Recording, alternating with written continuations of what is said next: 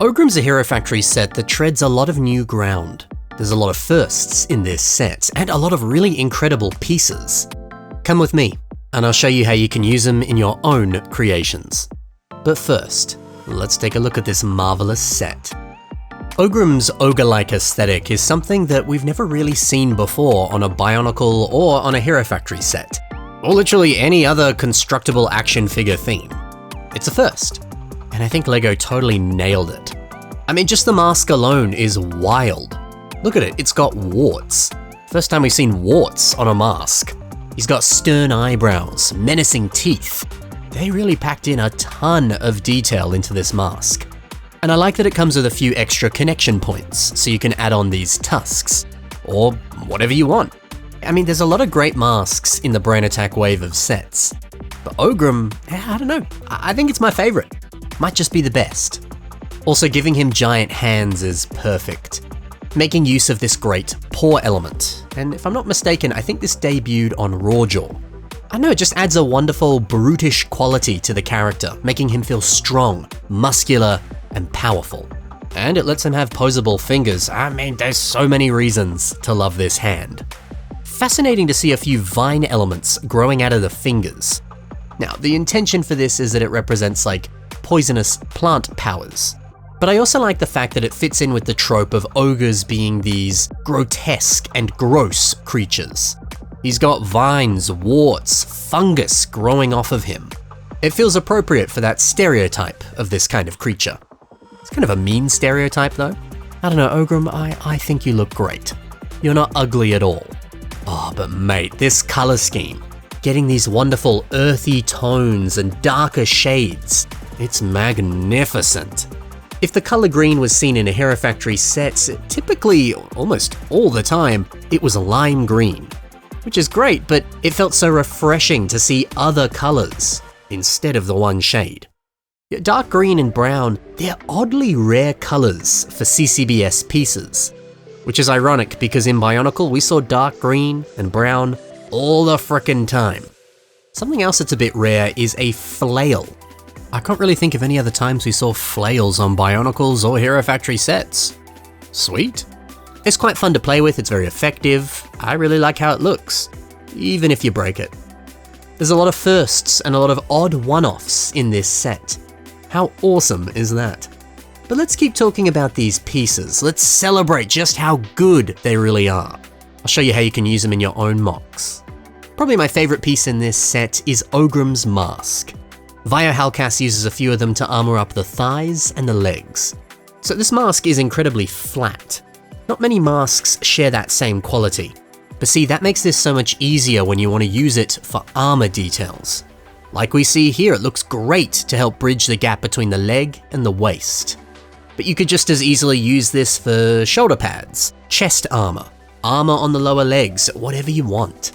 It really is an incredibly helpful piece. The set also features a bunch of these nice vine pieces.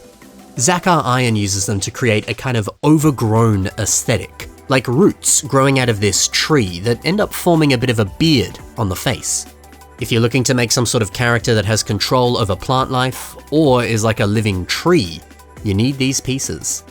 Another brown piece in this set are those paw pieces we spoke about before. Inspiration to Creations built a little bird, and when you take a look at it from behind, you'll see this piece making up some of the back and the tail feathers.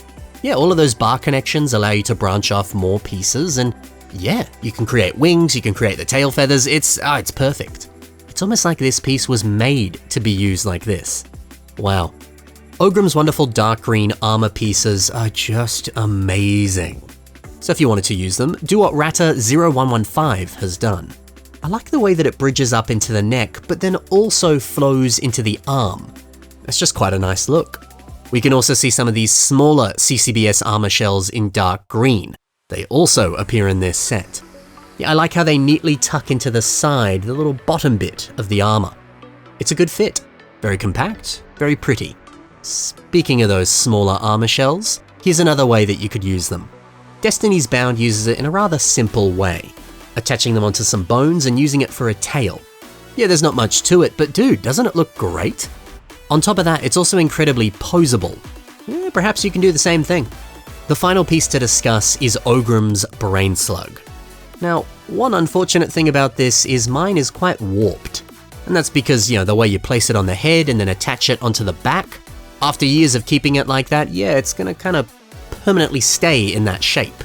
A bit unfortunate, but not too bad. You could still use it, and you could easily bend it back into shape after a bunch of time. Anyway, Resnia80 uses them for a spiky back design. Look at how it just leads you up the tail and then bridges into the torso. It's been integrated so nicely. With the legs and the other spikes on the brain slug, they just kind of become little spikes on the tail, like you would see on a dinosaur. I think it's very nice. And the best thing about this too, it won't affect the posability. Because this piece is rubber, if you move the tail, if you move the body, it's just gonna flex with it. Fantastic. Well, I would certainly call this a Ben Cossie approved parts pack. There's so many amazing colors, helpful pieces, there's all sorts of goodies. But let's finish things off with a revamp of old mate, Ogrum. Kalhiki MOCs is kind of the king of Hero Factory revamps, and this one here, Oni Lord Ogrum, well, it looks sensational. So that mask, it does give off some sweet samurai vibes. In fact, sorry, I'm gonna deviate for just a hot second, then we'll go back. This MOC by Buffoon shows us just how good that mask looks, if you want to use it on a samurai style build. This one's a little bit more in your face and obvious, but this one's a little more subtle and I like that. The bulkier design, the long protective armor on the legs, even just giving him a katana. It just feels right, doesn't it? It's nice to see that torso armor piece being spammed quite a fair bit. It looks amazing on the legs, but check out how it neatly frames the neck. Such a smooth, sleek, and stylish design. These small hints of olive green that you can see from the back, well, they look pretty good too. Little subtle hints of a nice accent color always looks pretty good. It does add a bit of variety. And I really like that these pieces also look a bit like pistons, giving the torso a little bit more of a robotic flair. I think it works well. Ogrum, man, he looks really, really good. So that's my thoughts on this set and all the wonderful pieces. What are your thoughts on this brilliant Brain Attack set? Let me know in the comments below. And then use this as inspiration to go and build your own Hero Factory villains. It's HF Feb, it's the perfect time to build bad guys. If you need a little more inspiration, take a look at the links below. You can see more from the builders I featured today. Thanks for watching everyone, happy building, and bye for now.